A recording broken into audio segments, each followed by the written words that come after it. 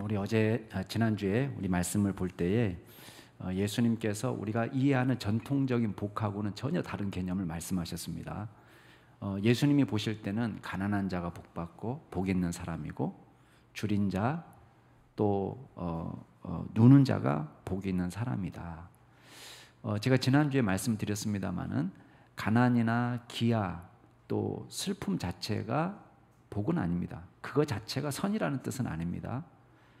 그렇지만 하나님께서 저희들을 찾아오셨어요. 저희가 예수님 만나서 변화되면은 이게 윤리적으로 접근하는 게 아닙니다. 가난하려고 일부러 재산을 처분하고 또 일부러 우는 삶을 사는 것이고 또 일부러 배고픈 삶을 사는 것이 아니에요. 지금 그거를 말하는 게 아닙니다. 지금 예수님께서 우리에게 가르치는 건 뭐냐면 예수님을 만나잖아요. 그리고 예수님을 만나서 예수님을 위해서 우리가 인생을 살기로 결정하다 보면 세상의 복이라고 여겨지는 것을 복이라고 생각하지 않게 되는 거예요. 세상에서는 출세하고 입신양명하는 것이 진짜 복이라고 생각해요.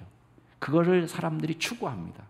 근데 우리가 예수를 만나게 되면 가치의 전도가 일어나는 거예요. 우리의 생각이 달라집니다. 진짜 복이 뭐냐? 내가 예수님을 위해서 사는 것이 진짜 복이다. 그걸 우리가 믿게 됩니다. 그러니까 억지로 가난하게 되고 억지로 우는 사람이 되고 억지로 배고픈 길을 가는 것이 아니고 예수님을 위해서 사는 것이 복이라고 생각하기 때문에 그 일을 기쁘고 즐겁게 따라가는 것입니다. 이게 우리 가운데 일어나는 혁명이에요. 엄청난 혁명이죠.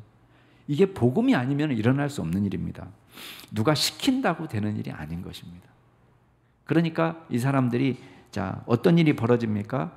예수님을 전하기 시작하니까요, 사람들이 때로는 멀리합니다. 오해도 합니다. 예수 믿고 구원받으세요 이렇게 말하면 별로 좋아하지 않습니다. 심지어 하나님 앞에서 바른 일을 하는 것이 그 사람들이 볼 때는 악한 일로 비치는 거예요. 그래서 우리를 핍박하기도 하고 모욕을 주기도 하고 멀리하기도 합니다. 그런 일을 당할 때에 예수님 뭐라고 얘기하세요? 오늘 지난주에 말씀에 기뻐하고 뛰놀라 이렇게 얘기합니다. 여러분 그게 기쁠 일인가요? 뛰놀 일입니까? 근데 예수님은 그거를 기뻐하고 뛰놀라. 왜냐? 이거야말로 진짜 너희들이 신자라는 증거다. 그리고 하나님께서 이런 사람에게 복을 주신다. 이런 사람이 그래서 복이 있는 사람이다. 그렇게 말씀했어요. 그래서 단순히 이거는 해피가 아니라 행복한 것이 아니고 하나님의 호의와 사랑을 받은 사람이 되었다. 그걸 의미했습니다. 그래서 우리가 이 땅에 살아가면서 제자로 살다 보면은 고난을 당할 수 있습니다. 근데요, 우리가 고난이 올 때에 두 가지를 기억해야 됩니다. 그건 뭐냐면 장차 우리가 받을 영광에 비하면 현재의 고난은 아무것도 아니라는 거예요. 또 두 번째 기억할 것은 우리가 받게 될 복은요, 종말론적인 복입니다. 그러니까 이 세상에서 끝장내는 것이 아닙니다. 이 세상에서 부자가 되고 이 세상에서 잘 먹고 잘 살고 이 세상에서 떵떵거리고 살고 그런 것이 아닙니다. 종말론적인 위로예요. 물론 예수 믿고 우리가 이 세상에서 살 때에 하나님이 주신 위로가 있죠. 그걸 경험하죠, 여러분. 그래서 주님이 우리와 함께 하신다는 신앙이 우리를 평화롭게 하고 용기도 주고 힘을 주고 담대하게 하고 걱정과 염려가 없어지고 행복을 느끼게 됩니다. 그러니까 행복도 따라오는 것이죠. 그러니까 해피라고 말하는 것이 꼭 행복한 것은 아니다 이렇게 말씀드렸습니다만은 그럼에도 불구하고 우리에게 행복이 있습니다. 그러나 우리가 누리게 될 복은 종말의 완성이 되는 것입니다. 우리가 주님이 맡겨주신 사명을 잘 감당하고 이 땅에서 열심히 주님을 증거하고 살다 보면 나중에 최종적인 복은 하나님께서 주시는 거예요. 그래서 우리 가난한 자는 복이 있다. 왜냐? 하나님의 나라가 너희 것이다. 하나님의 나라가 너희 것이다. 하늘에서 받을 상이 크다. 이렇게 말씀하는 것입니다.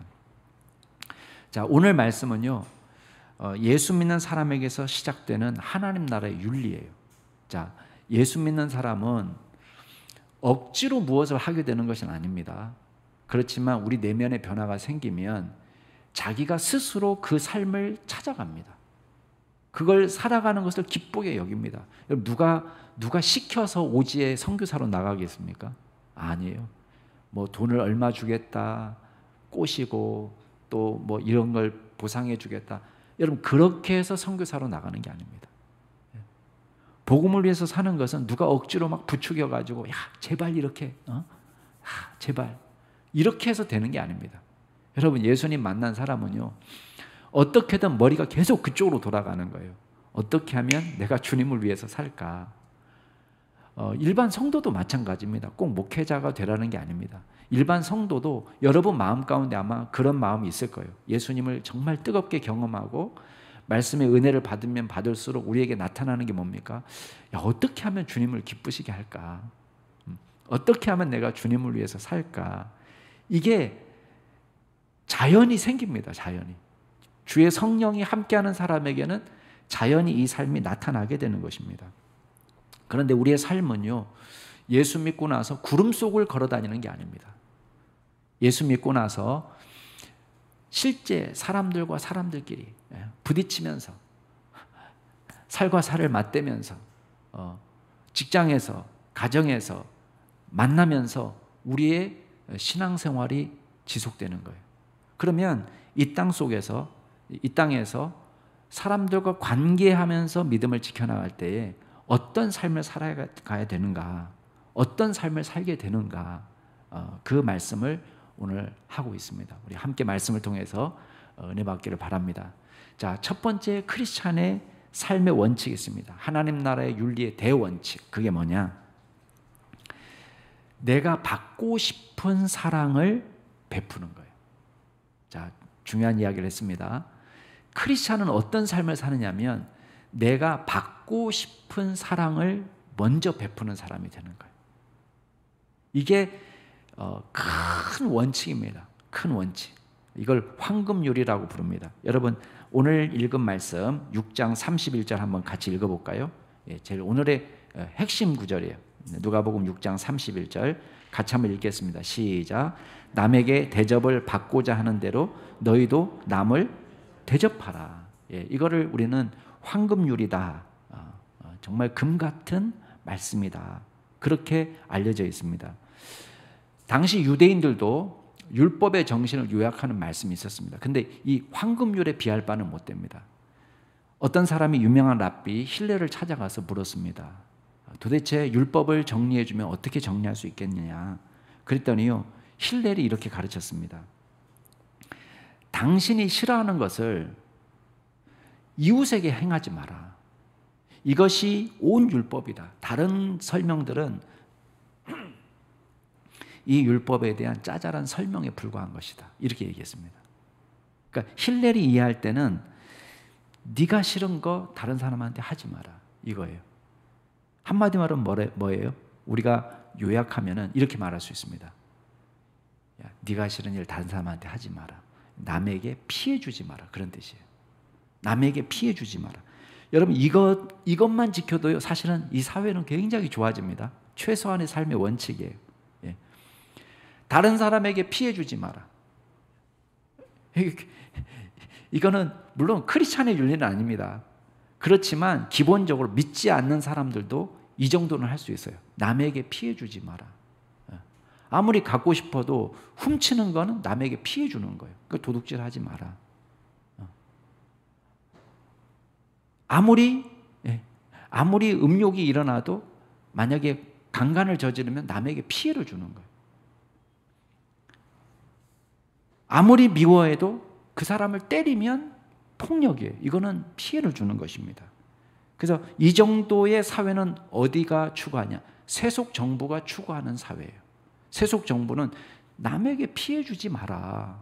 네가 네 마음대로 어떻게 살든, 네가 죄를 짓든 미워하든 네가 뭘 하든 상관없는데 제발 피해는 주지 마라. 이게 이제 일반 믿지 않는 사람들도 하는 법칙이에요.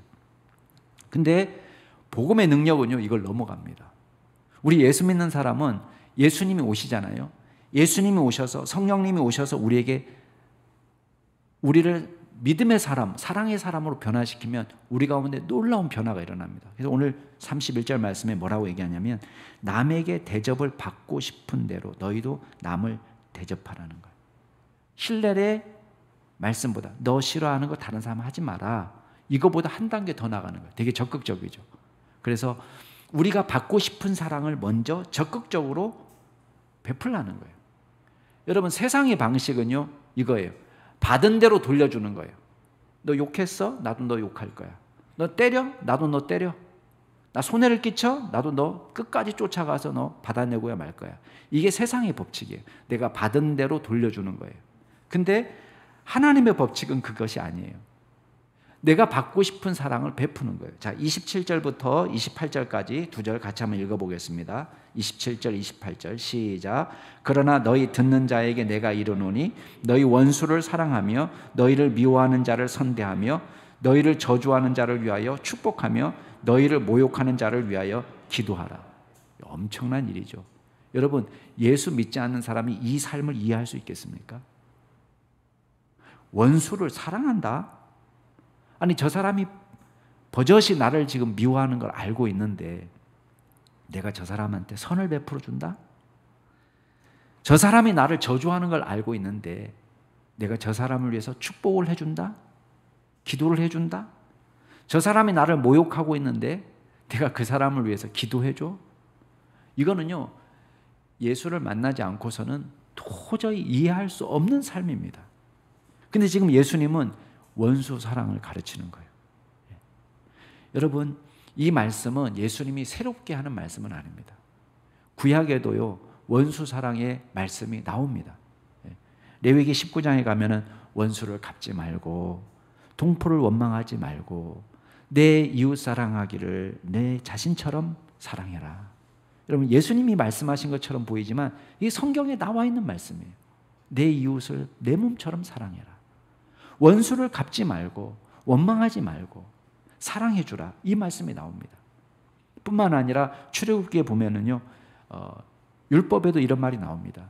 내 원수의 길 잃은 소나 나귀를 보면은 그냥 모른 채 하지 말고 반드시 그 사람에게 돌려줘라. 만약에 너를 미워하는 사람의 나귀가 짐을 많이 지고 가다가 쓰러졌어요. 그러면 아이고 잘 됐다 이렇게 하고 못 본 채 하고 지나가지 말고 그것을 도와주어서 그 미워하는 사람의 나귀가 일어날 수 있도록 짐을 부려주라. 이렇게 말씀하는 것입니다. 여러분, 잠언 말씀에도 마찬가지예요. 잠언 말씀에도 보면 원수가 불행을 당한 것을 즐거워하지 말라는 거예요. 자, 내가 해를 끼친 건 아니에요. 근데 원수가 불행을 당했어요. 넘어졌어요. 이렇게 하지 말라는 거예요. 오히려 마음에 기뻐하지 말아라. 그것은 하나님께서 보셔서 하나님도 이런 것은 기뻐하지 않는다. 이렇게 말합니다. 여러분, 그 당시 예수님 당시의 종교 지도자들은요 원수를 미워해도 된다고 가르쳤습니다. 그 성경적 근거가 뭔지 아세요? 원수는 미워해도 돼. 이 유대 랍비들이 가르칠 때는 그렇게 가르쳤어요. 그 성경적인 근거는 이에는 이, 눈에는 눈, 이에는 이. 성경에도 나와 있지 않냐. 보복법. 그러니까 저 사람이 나에게 해를 끼친 만큼 갚아주는 거 괜찮다라고 가르쳤습니다. 그러나 이거는 랍비들의 잘못된 해석이에요. 성경의 그 눈에는 눈, 이에는 이라는 말씀은 그렇게 해석하면 안 됩니다. 눈에는 눈, 이에는 이 이런 구절이 성경에 세 군데 나옵니다. 출애굽기 한 번 나오고요. 레위기 한 번 나오고 신명기 한 번 나옵니다. 근데요, 이 말씀은 어떤 말씀이냐? 다 문맥이 공통적이에요. 이거는 사적인 보복을 하라는 뜻이 아닙니다. 내가 저 사람 한 대 때리면 나도 한 대 때려주고 저 사람이 나에게 손해를 끼치면 나도 손해를 끼치고 이런 차원에서 가르친 말씀이 아니에요. 이 말씀은 다 재판 석상에서 이루어진 이야기예요. 그러니까 출애굽기에는 그런 말이거든요. 출애굽기에는 여자를 이제 때렸는데 낙태가 된 거예요. 유산하게 된 거예요. 그러니까 이렇게 될 때 어떤 일이 벌어지느냐?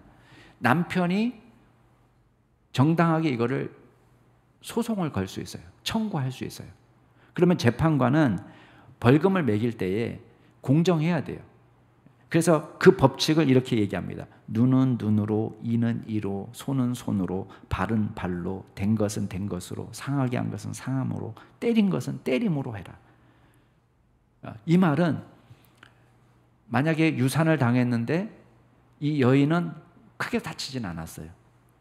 그럴 경우에는 그거에 대해서만 벌을 물라는 거예요. 그거 외에 다른 것을 화가 난다고 해가지고 쫓아가가지고 만약에 그 사람을 때려서 죽였어요. 그러면 이 사람이 저지른 죄보다도 더 큰 피해를 입히게 되는 거예요. 그렇게 될 때는 악의 악순환이 악순환. 악의 반복이 이루어지는 거예요. 더 큰 악을 불러오는 것이죠. 그렇기 때문에 재판관이 출애굽기 21장 21절 보면 재판관이 나옵니다. 재판관이 공정한 판결을 해야 된다. 그 말을 하고 있는 거예요. 레위기 24장 문맥도 마찬가지입니다. 이웃에게 상해를 입혔는데 여기서도 개인적으로 보복하는 것이 아닙니다. 온 회중이라는 말이 나옵니다. 적법한 절차를 거쳐서 온 회중이 그것을 판단해 가지고 그에 적합한 벌을 내리도록 하고 있습니다. 신명기 19장도 마찬가지예요. 여기서는 법정에서 위증한 경우, 거짓 증거한 경우. 그러면 위증해 가지고 이 사람에게 누명을 씌워 가지고 벌받게 하고자 한 그 의도가 있을 거예요. 얼마만큼 벌받게 하려고 했느냐. 만약에 사람을 죽이지 않았는데 내가 봤다, 저 사람 죽이는 걸 봤다 하면 이건 사형죄예요. 그 사람 죽여야 돼요. 저 사람을 죽게 하기 위해서 내가 거짓 증거했다면요, 만약에 그게 아직 이루어지진 않았지만 누명을 벗었어요. 누명을 벗어도 내가 저 사람을 죽이려 한 것만큼의 벌을 받도록 되는 거예요. 그게 눈은 눈이고 이는 이예요. 자, 여기서도 공통적으로 뭐예요? 재판장의 판결을 따라야 된다는 거예요. 그러니까 이 말은 원수를 갚아도 된다라는 뜻으로 한 말이 아니에요. 공정한 법 절차를 거쳐서, 자, 사적인 보복이 아니라 공정한 소송을 거쳐서 보상을 받을 수 있도록 해놓고 있는 것입니다. 구약 성경에도요, 자, 그럼에도 불구하고 억울한 일이 발생할 수 있습니다. 그럴 때는 어떻게 하죠? 나는 저거를 개인적으로라도 나는 기필코 처단하고야 만다. 이렇게 하지 말라는 거예요. 여러분, 잠언 20장에 보면 이렇게 말합니다. 너는 악을 갚겠다 말하지 말고 여호와를 기다리라. 여호와를 기다리라. 그가 너를 구원하실 것이다. 잠언 24장에 또 이렇게 말합니다. 너는 그가 내게 행함 같이 나도 그렇게 행하겠다. 내가 받은 대로 돌려주겠다. 이렇게 말하지 말란 말이에요. 말라는 것입니다. 그가 행한 대로 그 사람에게 갚겠다. 이렇게 말하지 마라. 판결을 하나님께 맡기라 라고 말씀하고 있습니다. 여러분, 구약 성경이나 신약 성경이나 공이 우리에게 가르치는 건 뭡니까? 상대방이 행동한 대로 내가 하는 것이 아닙니다. 내가 받은 대로 돌려주는 게 아닙니다. 하나님께서 우리에게 기대하시는 건 뭡니까? 저 사람은 어떤 악을 행하든지 상관없이 우리는 믿음의 사람으로서 해야 될 일을 하는 거예요. 마땅히 베풀 선을 베푸는 것입니다. 너희 원수를 사랑하고 너희를 미워하는 사람을 선대하고 너희를 저주하는 사람을 위해서 축복하고 너희를 모욕하는 자를 위해서 기도하라. 여러분, 우리 성도들은 하나님의 은혜를 구하며 기도하는 고난을 가졌잖아요. 목사에게도 있는 게 있습니다. 목사에게 헌법에 대한예수교 장로의 헌법에 나오는 목사에게 있는 권위가 뭐냐? 축복권이 있어요. 축복권. 축복권. 그 사람을 위해서 복을 빌어주는 거예요. 그 사람을 위해서 기도해 주는 거예요. 그분이 나를 미워하는 걸 알고 있어요. 그래도 그분을 위해서 기도해 주는 거예요. 중보 기도해 주는 거예요. 이게 진짜 목사가 할 일이죠. 우리 성도들도 마찬가지입니다. 저 사람이 나를 미워하는 걸 알고 있어요. 나를 막 욕하고 다니는 것도 알고 있어요. 근데 그 사람을 위해서 축복해 주는 거예요. 그 사람에게 선을 베풀어 주는 거예요. 이게 예수 믿고 변화된 사람의 삶인 거예요. 우리가 미움이 왔습니다. 그러면 받은 대로 돌려주면 미움을 미움으로 돌려주는 것이죠. 욕을 욕으로 돌려주면 좋죠. 그렇지만 여러분, 우리는 A가 오면 A 다시를 돌려주는 게 아닙니다. 미움이 오는데 사랑을 돌려주는 거예요. 저주가 왔는데 내가 축복을 해주는 거예요. 여러분, 이게 크리스찬의 삶입니다.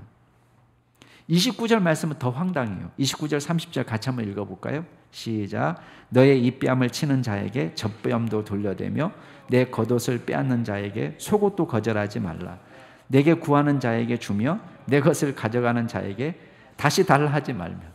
굉장히 당황스러운 말씀이죠. 아니, 이쪽 뺨을 때렸는데 어떻게 이쪽 뺨을 한 대 더 때리라고 내놓을 수 있어요? 내 옷을, 겉옷을 빼앗아가는 사람에게 속옷까지 주면 어떻게 되겠어요? 구하는 사람에게 주고 빼앗아가려는 사람에게 다시 되돌려달라고 하지 말라는 것은 또 어떻게 이해를 해야 되겠습니까? 굉장히 당혹스러운 구절이에요. 근데 톨스토이는 이 구절을 개인 윤리로만 적용한 것이 아니라 사회 윤리, 국가 윤리로까지 이걸 확대 해석해야 된다라고 주장했습니다. 그건 뭐냐면, 이웃 나라가 쳐들어왔어요. 그러면 그냥 군인도 세우지 말고 그냥 당하라는 거예요. 저 사람이 나를 괴롭히는데 그냥 당해라. 그러니까 경찰도 필요 없는 거예요. 재판관도 필요 없고 관료도 필요 없고. 톨스토이는 너무 극단적으로 이렇게 해석을 합니다. 또 어떤 분들은 이 구절을 바탕으로 해서 평화주의를 부르짖습니다. 패시피즘. 평화주의는 뭡니까? 전쟁도 부정하고 어떤 종류의 폭력을 다 부정하는 거예요.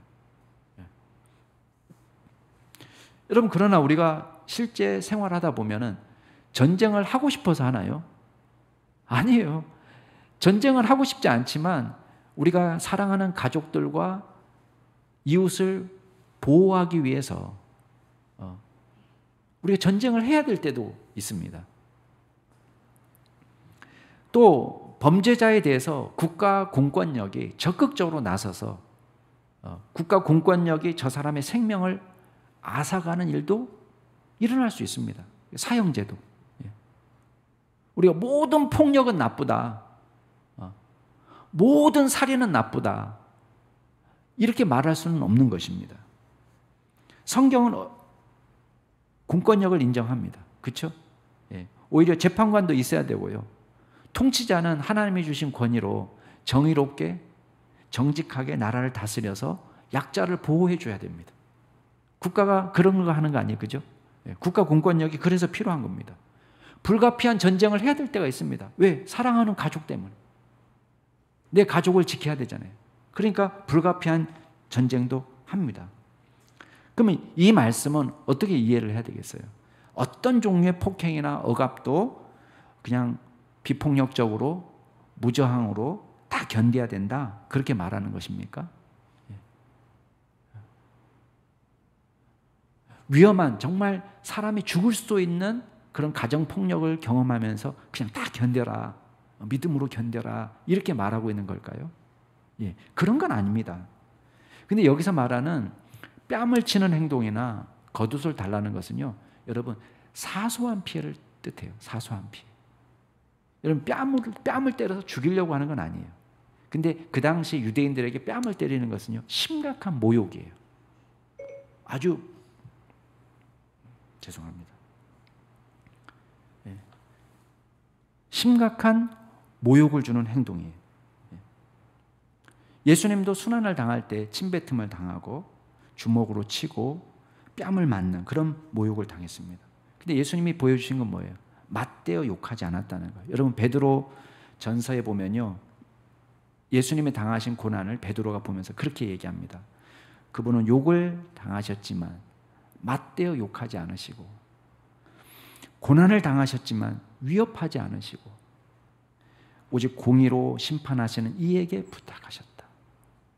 여러분, 예수님은요, 얼마든지 권한이 있습니다. 능력이 있습니다. 자신을 모욕하고 때리는 이 로마 군인들을 얼마든지 제압할 수 있는, 물리적으로 제압할 수 있는 능력이 있으십니다. 근데도 예수님은 그거를 악으로 갚지 않으셨다는 거예요. 자, 그 다음 예가 뭐예요? 겉옷을 취하려는 거예요. 여러분, 마태복음에 보면 약간 순서가 바뀌거든요. 마태복음에는 고소를 해가지고 속옷을 빼앗으려는 사람이에요. 근데 지금 우리 누가복음에는 겉옷이 먼저 나오고 속옷이 나중에 나옵니다. 겉옷을 가지려고 하는 사람에게 속옷을 내어주라는 거예요. 여러분, 이거는 약간 과장법이에요. 여러분, 속옷을 빼앗으려고 소송 거는 사람이 있습니까? 그런 사람 없잖아요. 속옷 빼앗기 위해서 소송 거는 사람은 없어요. 근데 여기 지금 예수님이 뭘 먼저 말씀하셨냐? 어떤 사람은 겉옷이 먼저냐? 속옷이 먼저냐? 이거 갖고 또 말해요. 마태복음에 나와 있는 순서가 맞냐? 누가복음에 나와 있는 순서가 맞냐? 여러분, 예수님은 이 설교를 하실 때 어떤 때는 겉옷 먼저 설교하시고 어떤 때는 속옷 먼저 설교하셨을 거예요. 여기서 핵심은 겉옷이 먼저냐 속옷이 먼저냐, 그게 핵심이 아니에요. 진짜 핵심은 뭐냐면 나에게 소송을 걸어서 사소한 손해를 끼치려는 거예요. 억울하죠. 별것도 아닌 것 같고 지금 나에게 해를 끼치려고 하는 사람이에요. 차라리 손해보라는 거예요. 차라리 손해보라. 여러분, 고린도전서에도 고린도 교회에 똑같은 비슷한 문제가 나타났습니다. 여러분, 교회 안에서 분쟁이 생겼는데요, 조금도 손해를 보지 않으려고 하다 보니까 이걸 갖고 어디까지 갔어요? 세상 법정까지 간 거예요. 요만큼도 손해 안 보겠다는 거예요. 그러니까 바울이 뭐라고 얘기합니까? 야, 잘하는 짓이다 니네. 야, 니네가 지금 피차 고발함으로 너희 가운데 이미 뚜렷한 허물이 있다. 피차 고발한 것 자체가 이미 허물이다. 차라리 불의를 당하는 것이 낫지 않느냐? 차라리 속는 것이 낫지 아니하냐? 그렇죠? 그 사소한 건데 겉옷을 뺏기면 얼마고 속옷을 뺏기면 얼마겠어요? 별로 중요하지도 않은 문제 갖고 나는 요만큼도 손해를 보려고 하지 않는다. 이걸 말하는 것입니다. 자, 또 다른 예가 뭐예요? 맡겨놓지 않은 돈을 달라는 거예요. 이것도 역시 부당한 일입니다. 정의는 아닙니다. 그렇지만 예수님 뭐라고 얘기합니까? 야, 돈 좀 달라고 하면 그거 좀 줘. 가져갔는데 안 갚아? 그냥 빚쟁이처럼 맨날 언제 갚을 거야? 언제 갚을 거냐? 그렇게 하지 마라. 이렇게 얘기하는 거예요. 물론 우리가 감당할 수 없는 어마어마한 돈인 경우는 다를 겁니다. 그렇지만 돈 몇 푼 갖고 내가 손해를 봤다고 내가 꼭 죽을 때까지 난 받아내고야 말 거야. 이렇게 하지 말라는 거예요. 여러분, 이거는 빚 안 갚는 게 옳다 그런 뜻은 아닙니다. 뺨 때리는 게 옳다 그런 뜻도 아니에요. 소송을 걸어가지고 그걸 뺏어가려는 것이 옳다 그런 것이 아닙니다. 그런데 우리는 그런 피해를 당할 때에 세상의 법칙은 그래 내가 받은 대로 너 돌려주고야 말 거야. 이게 세상의 법칙이라는 거예요. 근데 예수님의 법칙은 뭐냐면 세상의 법이 아니에요.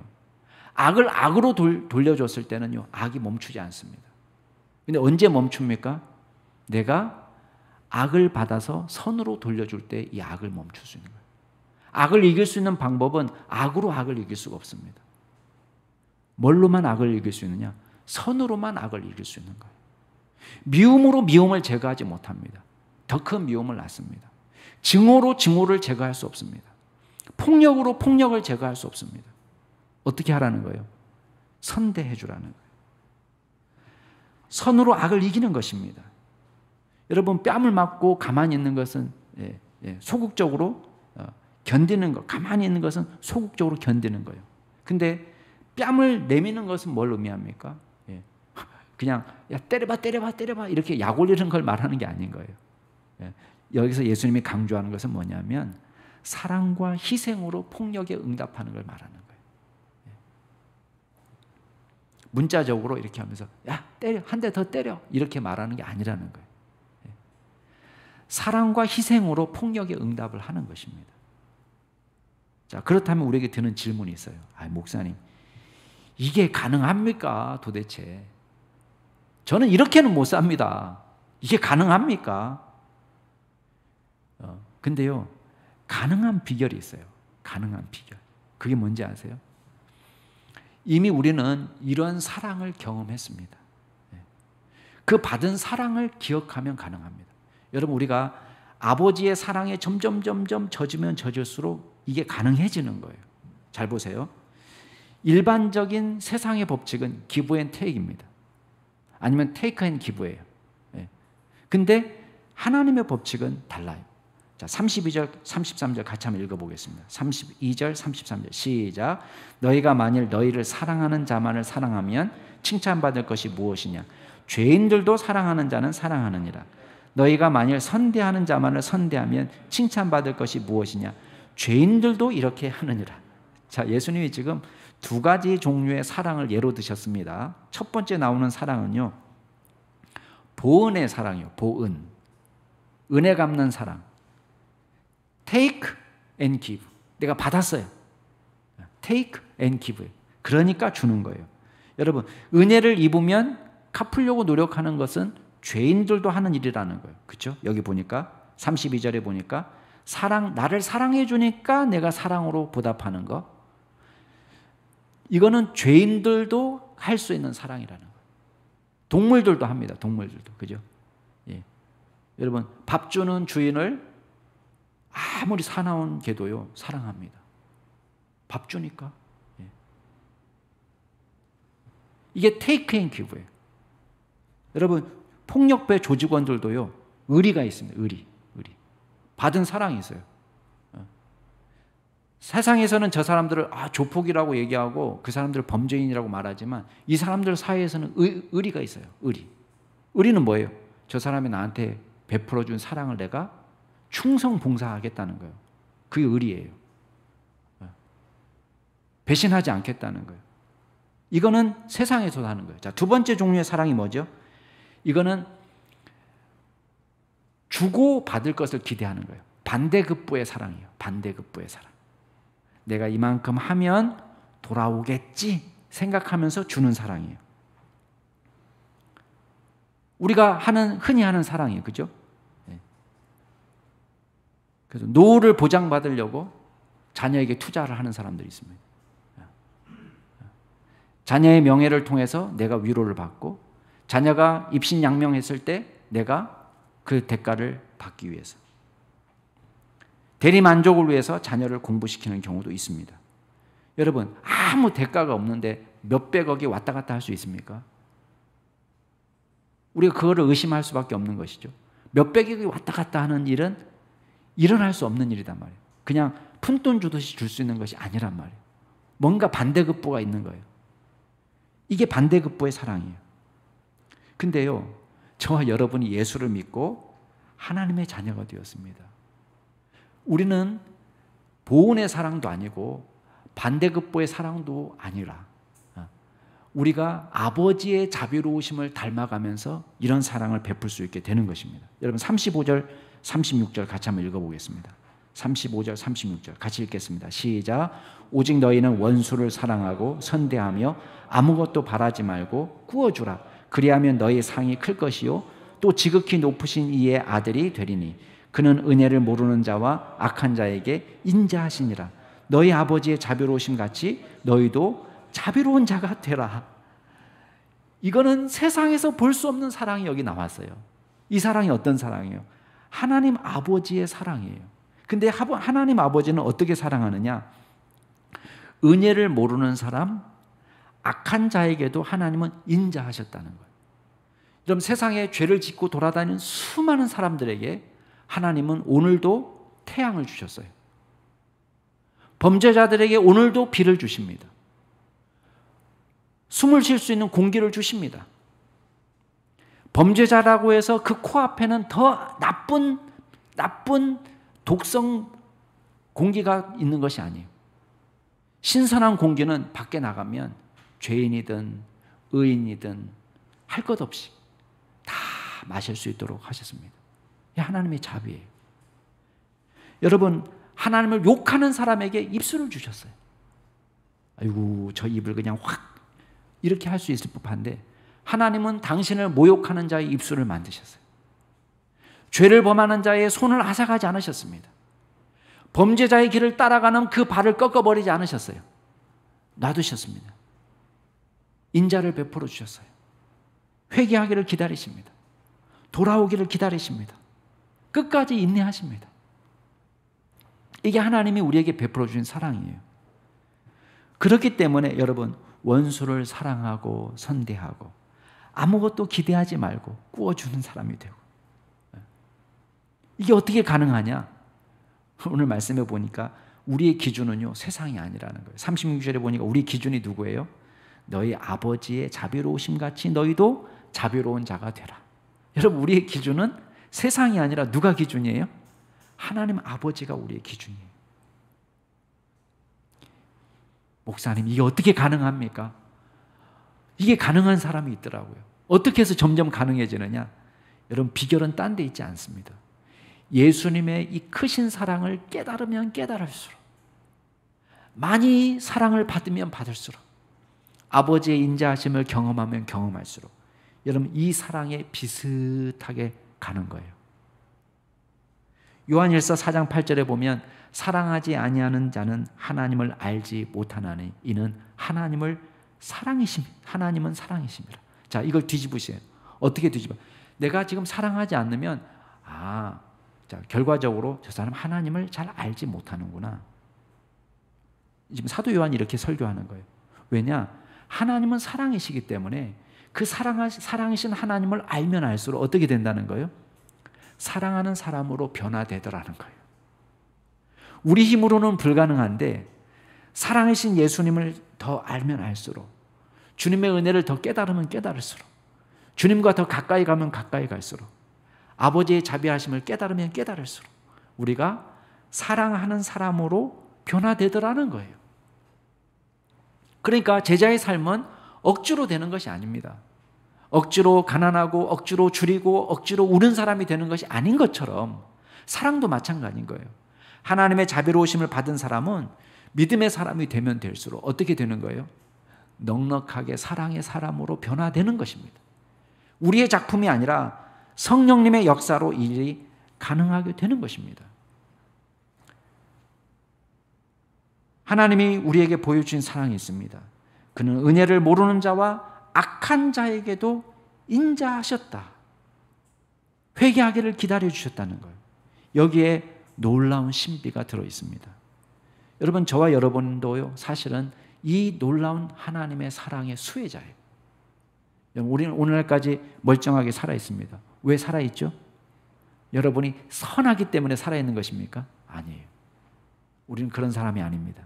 그럼에도 불구하고 우리를 사랑으로 참아주시고 인내하신 주님 때문에 우리가 이 자리에 서 있는 것입니다. 우리는 하나님이 없다고 생각했던 사람이에요. 주님을 믿는 사람을 바보라고 생각했던 사람입니다. 신앙생활을 열심히 하는 사람을 야, 너무 빠지지 말어, 이렇게 말했던 사람이에요. 근데도 하나님은 우리를 참아주셨어요. 이기적인 우리를 봐주시고, 육신에 충실한 우리를 봐주시고, 세상적인 욕구에 충실한 우리를 봐주신 거예요. 그리고 우리를 천국 백성 삼아주셨습니다. 아버지의 사랑의 수혜자가 된 것입니다. 그러니까 우리가 어떤 사람을 살게 됩니까? 자비로운 자로 살아가게 되는 거예요. 자, 마지막으로 우리가 볼 수 있는 사랑이 있습니다. 여러분, 받고 싶은 사랑 가운데 가장 실천이 어려운 게 뭔지 아세요? 여기 나옵니다. 용서하라는 거예요. 용서하라. 자, 우리는 다 용서받고 싶어요. 하나님의 심판대 앞에서 다 용서받고 싶어요. 근데 우리에게 가장 어려운 것이 뭔지 아세요? 용서하는 게 어려워요. 용서하는 게. 이게 받고 싶은 사랑이거든요. 우리는 하나님의 심판대 앞에서 야, 성덕아, 너 무죄야.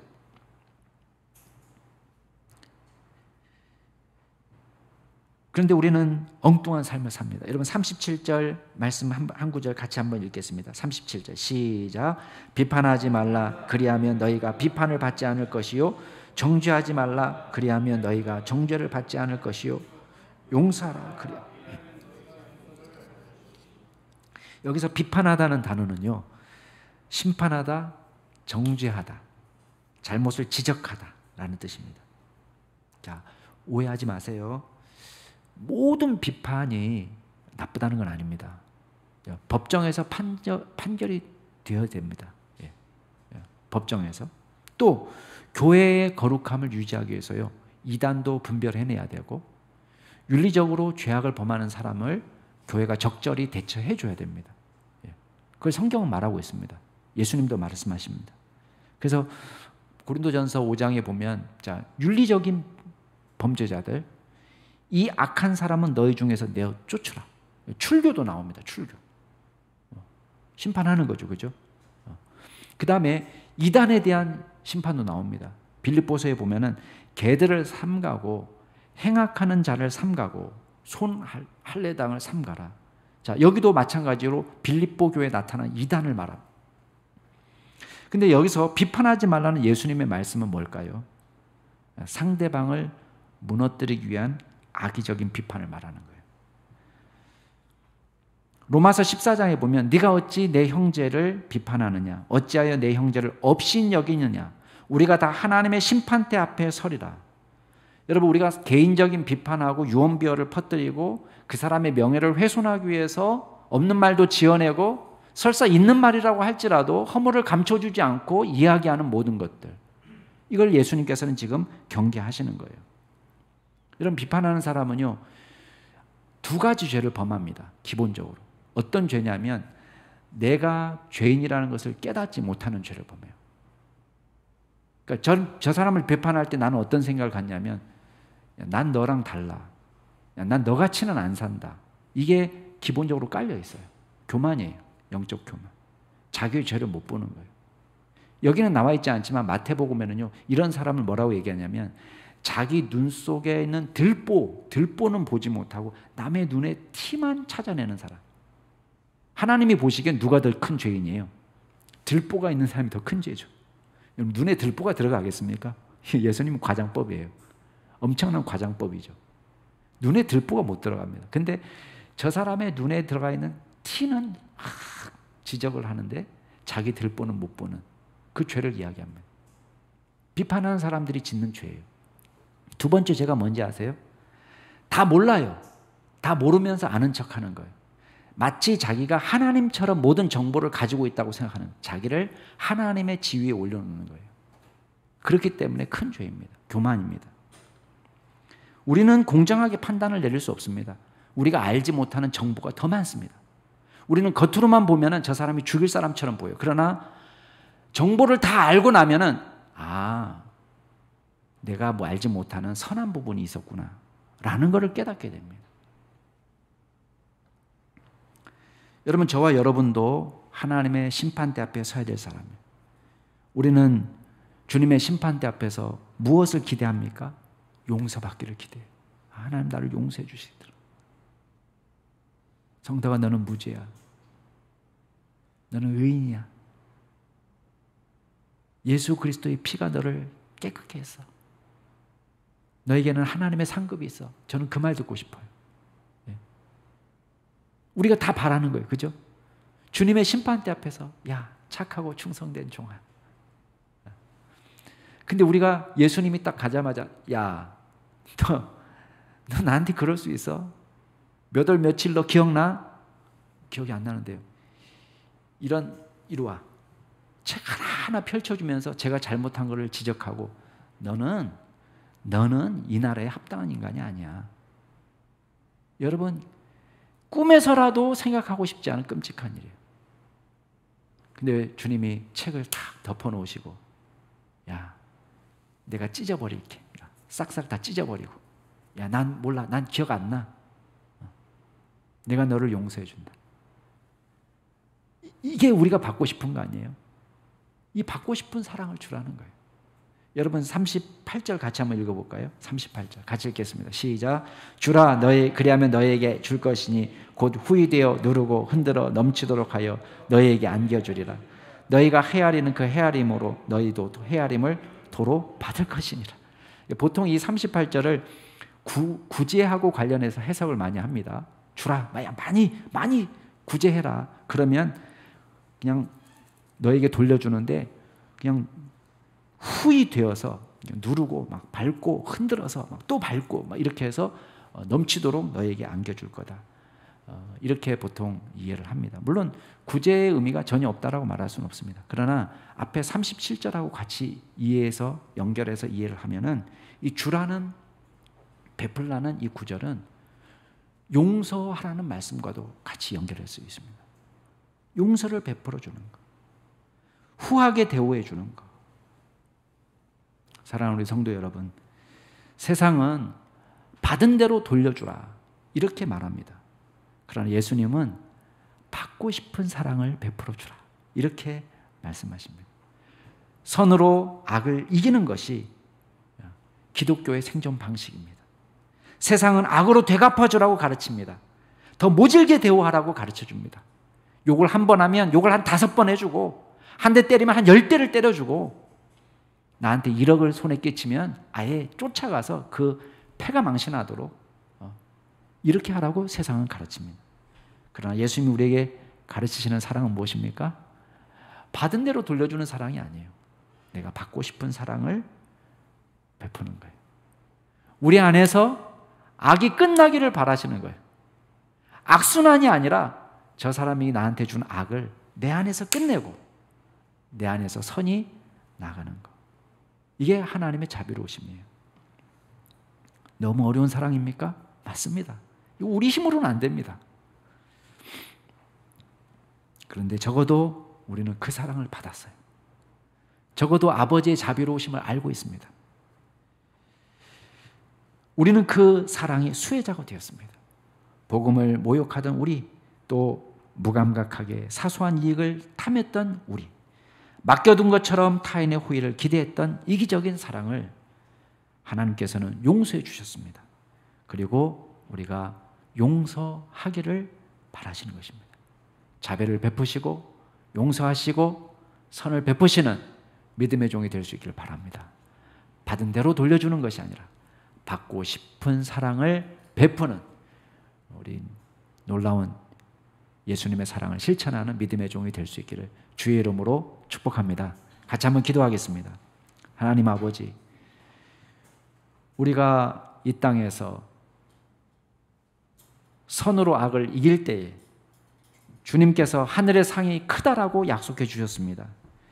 지극히 높으신 이의 아들로 인정받을 것이라고 약속해 주셨습니다. 주여, 우리가 이 세상에서 모든 보상을 누리는 것이 아니라 하나님의 용서와 하나님의 자비를, 우리 받고 싶은 그 자비를 기대하며 이 땅에서 용서하는 사람, 자비를 베푸는 사람이 될 수 있도록 힘주시고 능력 베풀어 주시옵소서. 감사드리며 모든 말씀 예수 그리스도의 이름으로 기도드리옵나이다. 아멘.